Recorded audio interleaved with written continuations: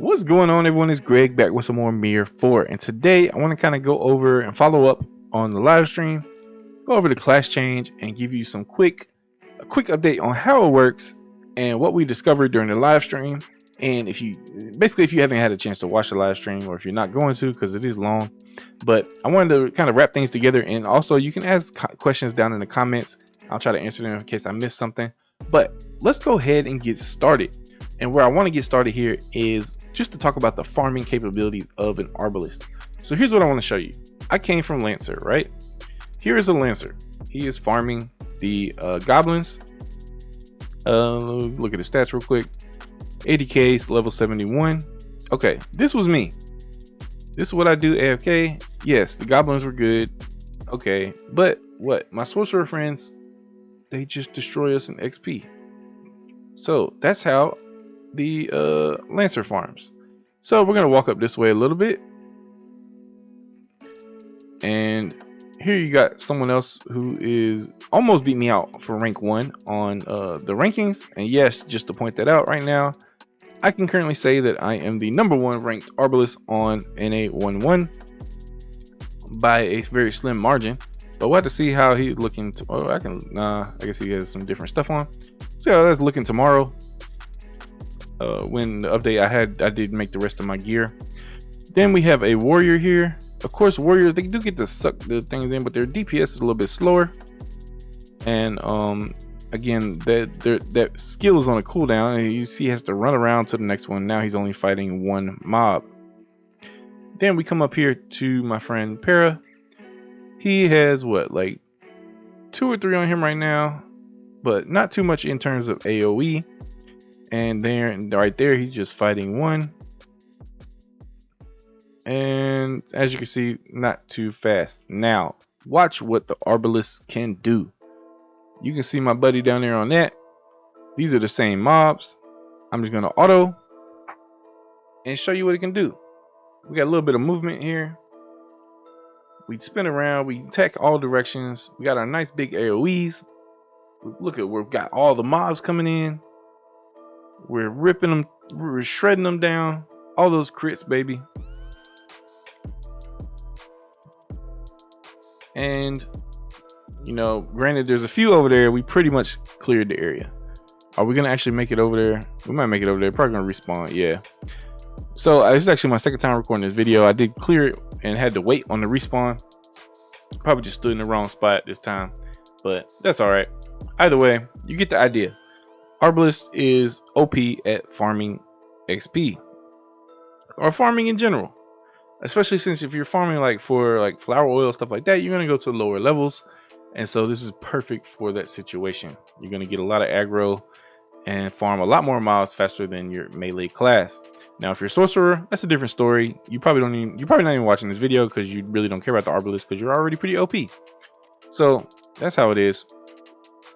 Now, let's get into the class change itself and how it works. I'm going to go ahead and look at the menu here because it will show you one of the requirements that is not currently active. So it's in an odd place on the menu. You go to skills and then class. And as you can see here, you have all the classes listed here. And I currently have 2 that I own. If I wanted to buy another one, it's going to be 4k gold. If I want to buy another one after that, it's going to be 8k gold. And then after that, it's going to be 12k gold. So to have all 5 would be a total of what? 24k gold? 24 karat gold. Nah. But your first one is only 1 million copper. I say only, of course, that's, you know, not a minuscule amount, but it's only 1 mil copper, and it's a permanent change. And so you have both classes. And where people kind of get confused is what carries over. We'll get into that in a second. But real quick, I want to show you this class change info. As you can see here, you have to be in Bishan Castle to do it. You can't be in a party, and you can't still be under cooldown. There is a 30-minute cooldown. So once you switch, you can't switch back to that class for 30 minutes.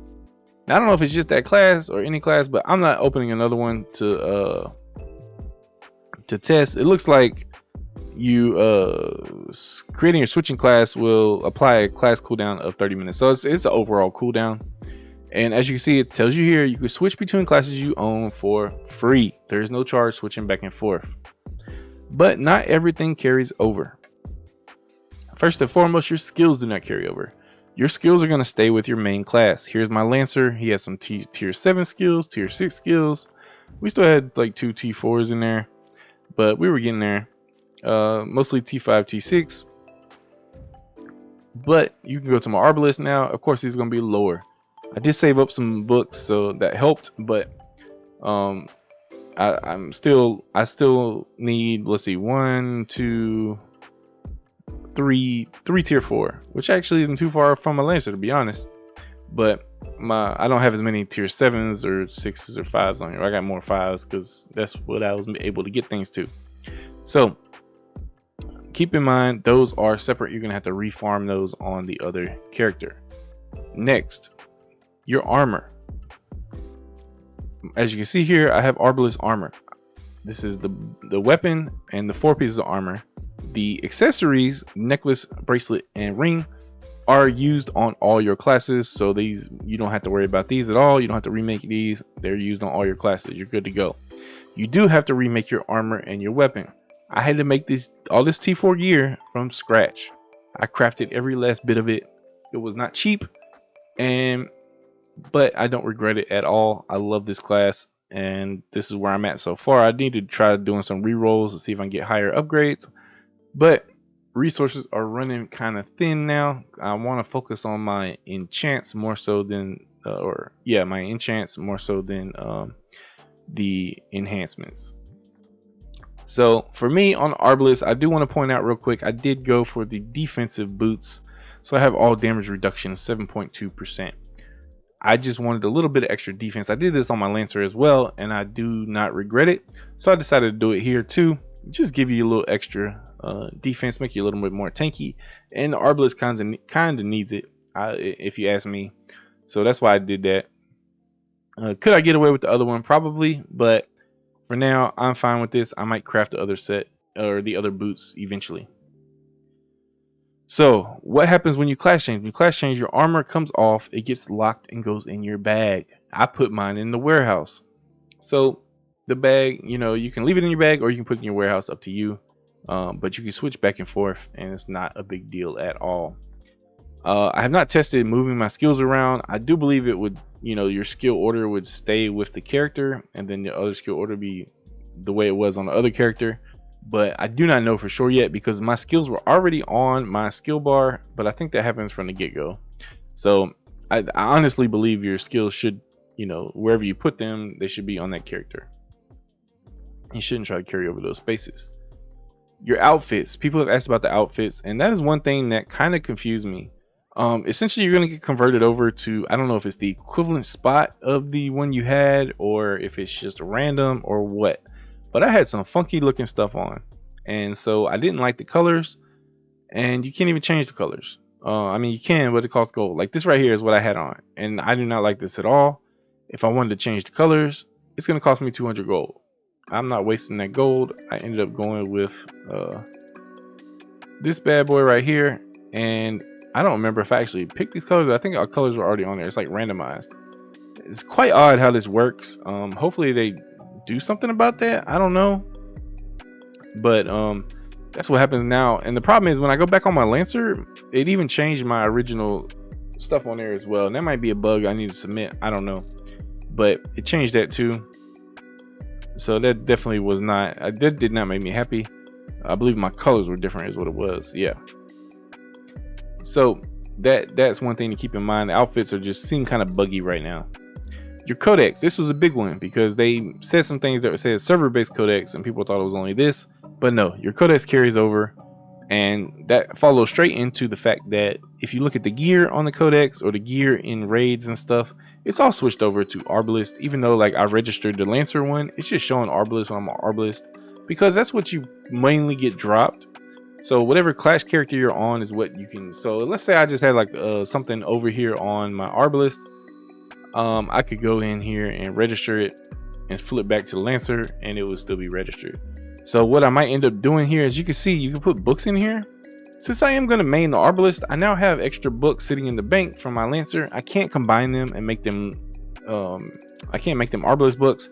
So what I'm probably going to do is go ahead and register them in the Codex, and maybe I'll be able to get 1 or 2 things done. I don't know, but I'm going to do that just for the heck of it, because I have nothing else to do with the books. But I might wait a little bit before I do it. But your codex carries over. Everything else carries over. Conquests, mystery, every progress, raids. Your raid first clear rewards do not change back.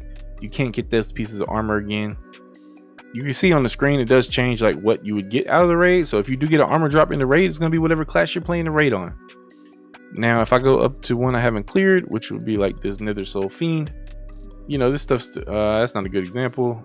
Yeah, I don't really have a good example.